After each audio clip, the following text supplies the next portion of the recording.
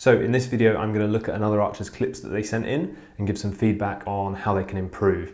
So the archer in question this time is Osman, who sent in some clips, and what we're going to do is look at them first and then I'll go over some points. So let's have a look at the clips.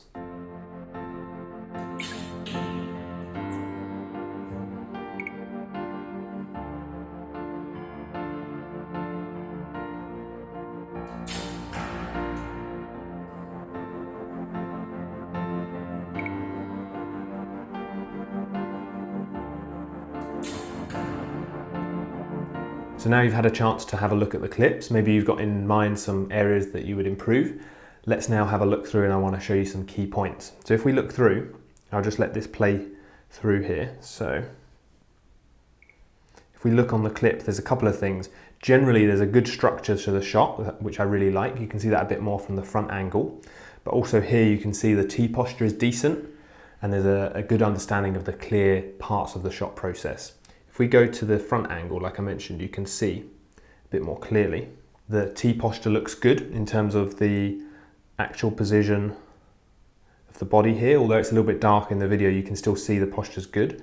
And then when the video kind of becomes a bit lighter, it's a bit easier to see there. So that's good.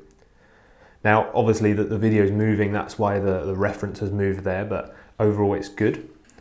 You can see immediately on release, there's a little bit of an issue. On the release here, it's a little bit jerky, and what I mean by that is the body kind of moves a lot on release. There's not really a stable center and just the hand moving back and the bow hand rolling. There's a lot of kind of extra movement that we don't want, and I'll get into that a little bit more later. Now, if we look in a bit more closely, again, there's a lot of things, Osman, that I like about your technique. I should be clear on that. Like I said, the posture's pretty good in terms of the T posture, and it's clear in terms of the shot process that you know the key steps, but there's a few kind of fine bits I want to improve here. So if we zoom in, you can see the hand on the grip here. The hand on the grip looks a little bit like it's sliding round to the finger side. So it's not quite in this position here. It's not quite in this really strong position. It's slightly sliding round like this. So it's slightly sliding round to the fingers, whereas you want to be here.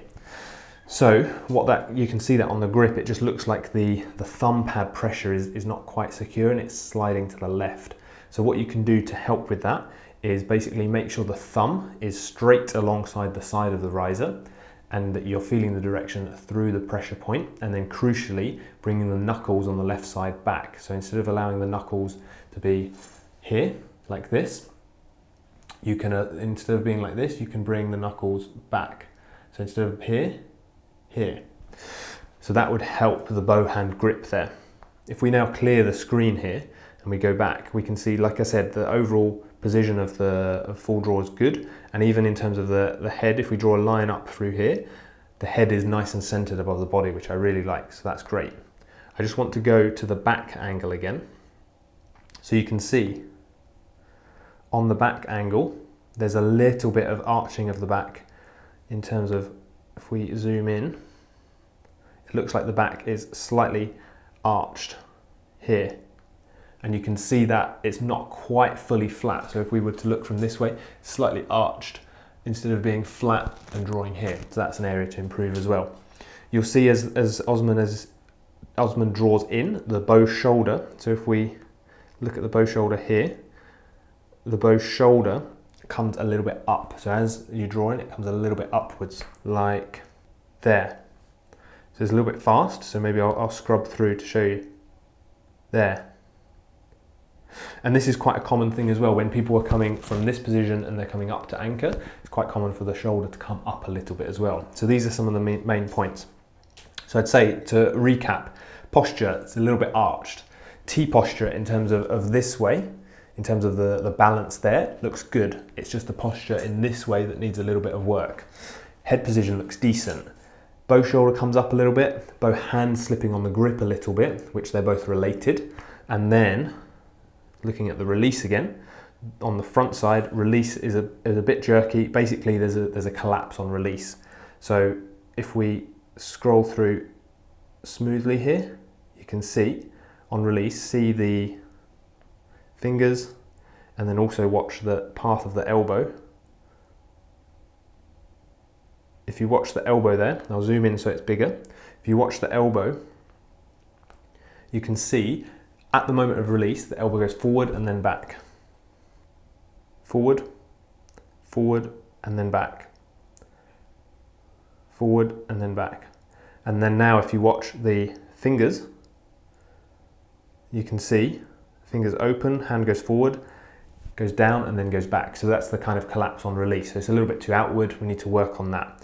So these are the main areas here. So how would you actually work on them? So I'll put this down. The main way that you would work on the release is a really, really great drill, which is basically you come up to full draw, you put the arrow in the clicker, you come up to full draw, and then you expand as normal, you're aiming at a target, you click, but then you don't do anything. So you come up, aiming, expand, expand, expand, click, and then don't do anything.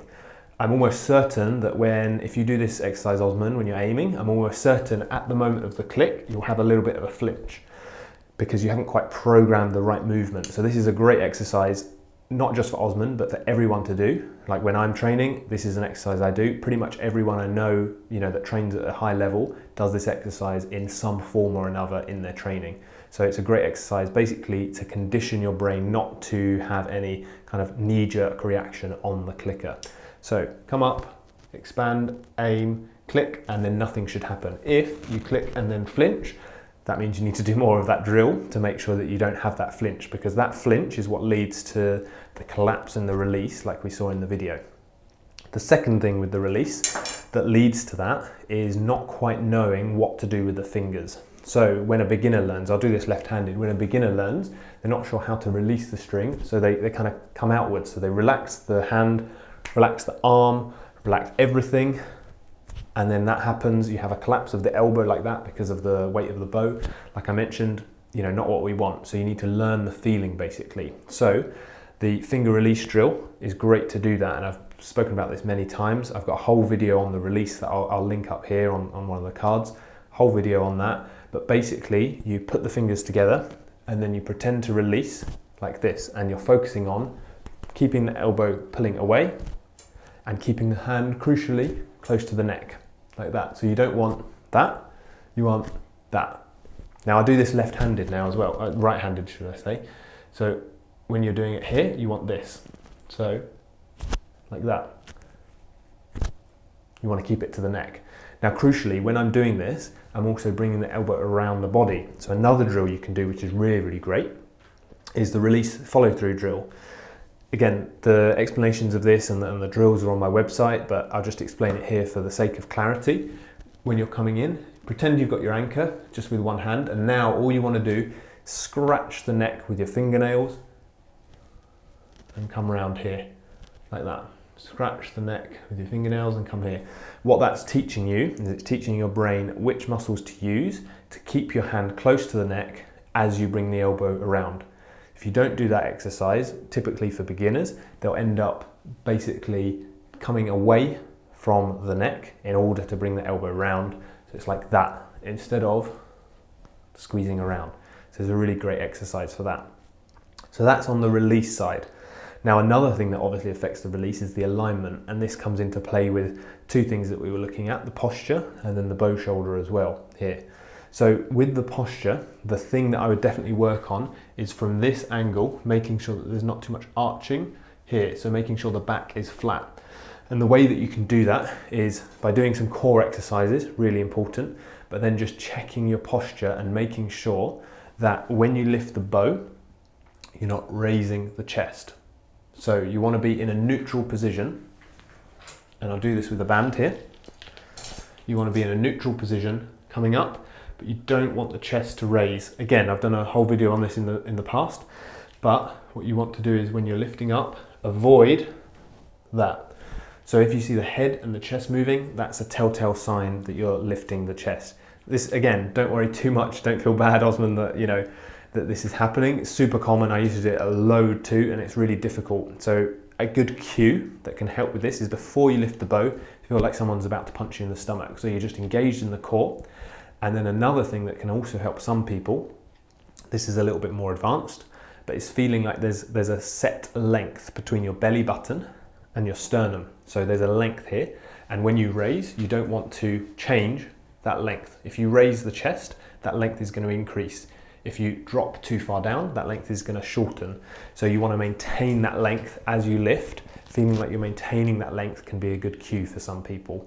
So that's a good way to work on that. I'd definitely work on that, aiming into a mirror without a t-shirt on, making sure that you're not arching the back as you do that. Really, really good.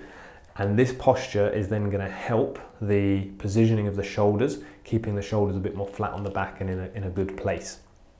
Lastly, now coming to the bow shoulder position. I've just actually recorded a separate video on this that should be live soon. So you can watch this video on the bow shoulder and how to get that lower. But again, what we want here is as you're lifting, you want at the 45-degree point here, you want a little bit of feeling under the arm in terms of using the muscles under the armpit and the lats on the back to keep the shoulder neutral here. You don't want that coming up, and there's a little bit of that in the video. So this is a really key point for you to work on. You want to feel under the arm from the 45-degree about here, under the arm, and then maintain that as you're lifting up, maintain it as you're drawing the bow.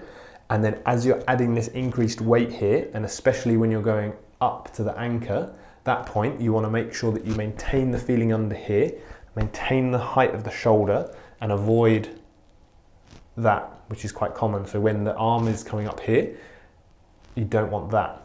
Again, quite common, but you need to maintain the feeling under here, using the tricep and the muscles of under the arm and the lat to keep that. So have a look as well, if you're watching this and you're wondering what I'm talking about in terms of that 45 degrees, have a look at that other video. And there's a great exercise in there, which is basically a strengthening exercise to give you some more endurance and strength on your shoulder, so that when you add the bow, that you can basically manage the bow and it's not too heavy for you.